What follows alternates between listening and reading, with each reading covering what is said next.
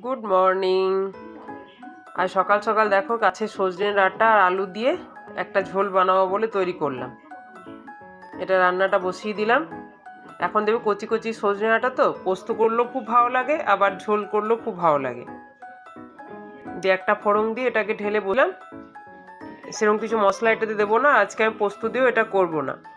এটা আমি টমেটো আর জিরে ধনে আদা বাটা এটা দিয়ে আজকে কিন্তু আমি ঝোলটা বানিয়েছি।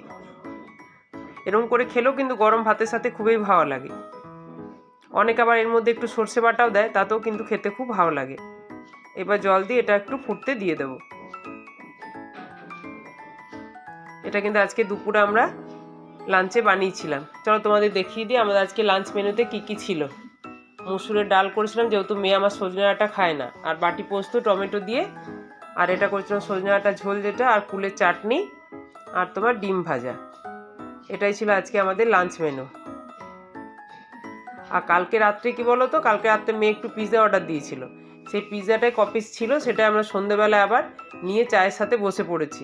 তো এটা খেয়ে দেখছি মেয়ের মুখে কি হাসি, মানে সন্ধ্যেবেলায় চা কফির সাথে গরম গরম পিৎজা খাওয়াবে, তাতে মেয়ের মুখে যে হাসি।